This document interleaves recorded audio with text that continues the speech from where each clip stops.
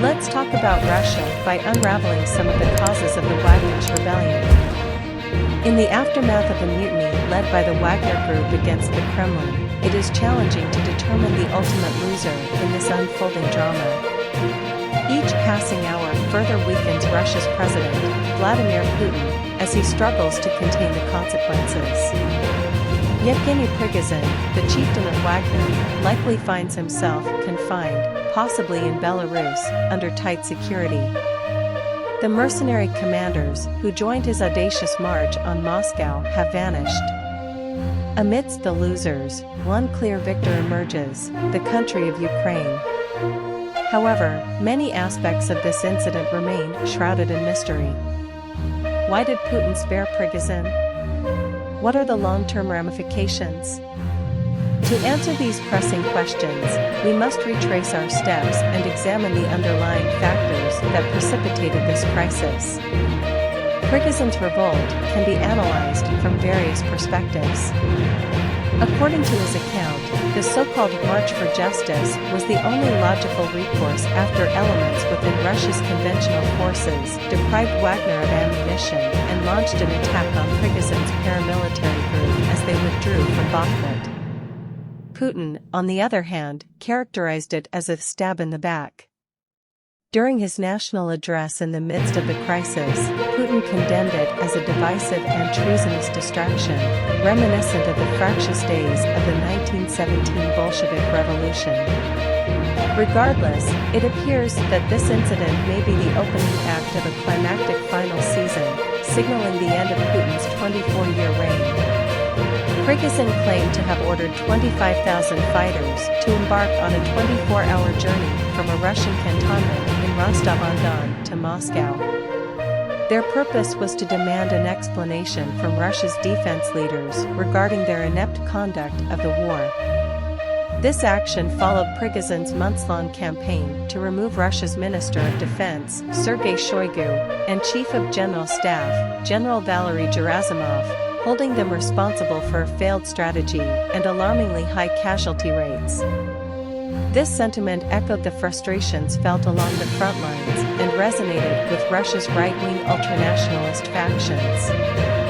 Now, the fate of Shoigu and Gerasimov hangs in the balance, and both Prigozhin and Putin are undoubtedly apprehensive. Prigozhin complained last spring that Russia's battlefield strategy lacked the necessary aggressiveness to secure victory and establish dominance. Thus, he and his Wagner Group deployed human wave attacks led by thousands of former prisoners during the summer and fall in what he termed Operation Bakhmut Meat Grinder.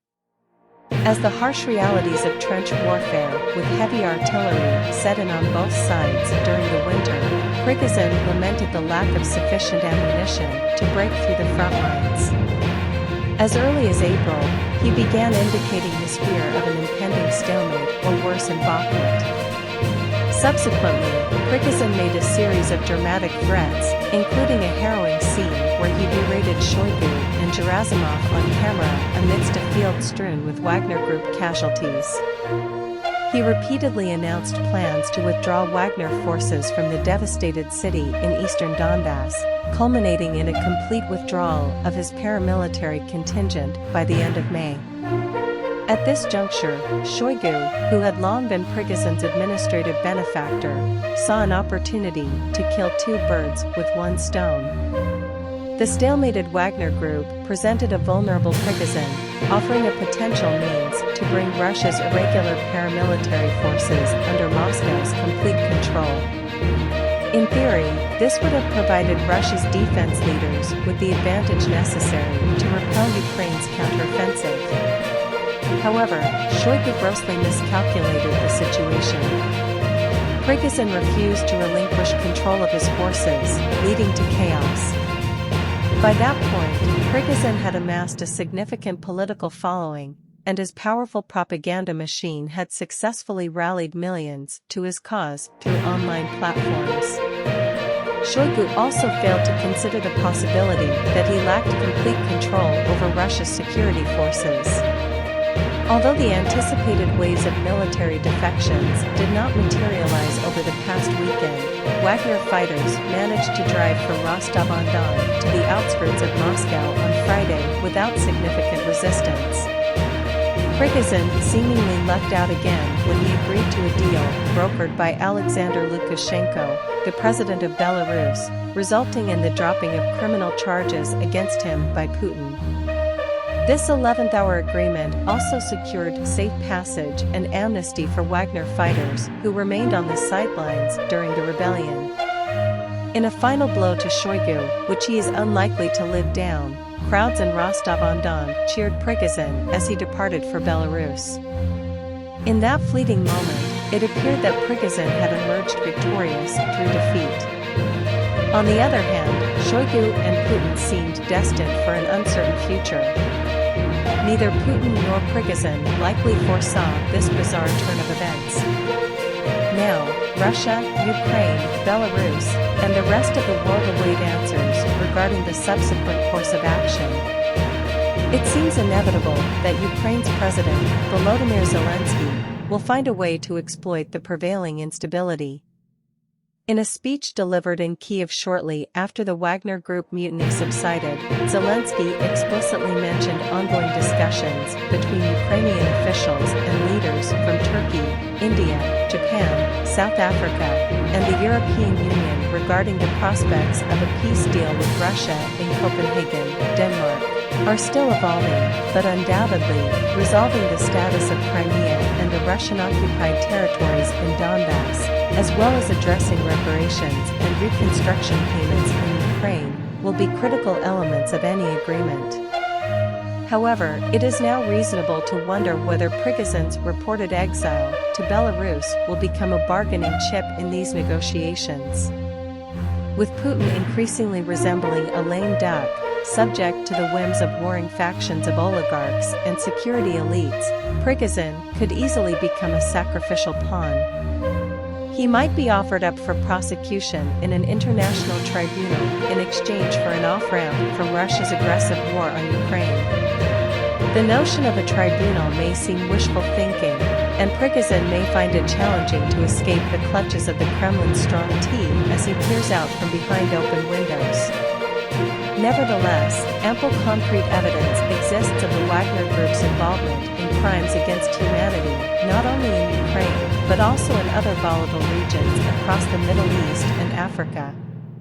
Zelensky and his Western allies are highly motivated to ensure the permanent removal of Russian irregular forces from the geopolitical chessboard. Regardless of the outcome, the path ahead looks bleak for Prigozhin, Putin, and those who have supported them. This does not bode well for stability within Russia or the wider world. Are still evolving, but undoubtedly, resolving the status of Crimea and the Russian-occupied territories in Donbass, as well as addressing reparations and reconstruction payments in Ukraine, will be critical elements of any agreement. However, it is now reasonable to wonder whether Prigozhin's reported exile to Belarus will become a bargaining chip in these negotiations. With Putin increasingly resembling a lame duck, subject to the whims of warring factions of oligarchs and security elites, Prigozhin could easily become a sacrificial pawn. He might be offered up for prosecution in an international tribunal in exchange for an off-ramp from Russia's aggressive war on Ukraine.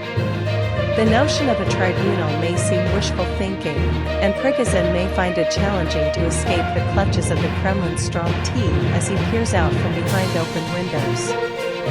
Nevertheless, ample concrete evidence exists of the Wagner Group's involvement in crimes against humanity, not only in Ukraine, but also in other volatile regions across the Middle East and Africa. We have an important request for you. Please don't forget to subscribe to our channel and hit the like button on our videos. By doing so, you actively contribute to our growth and motivate us to keep delivering high-quality content. But that's not all. To stay updated and never miss out on our latest news, make sure to enable the notification bell icon. This way, you'll receive instant alerts whenever we drop a new video.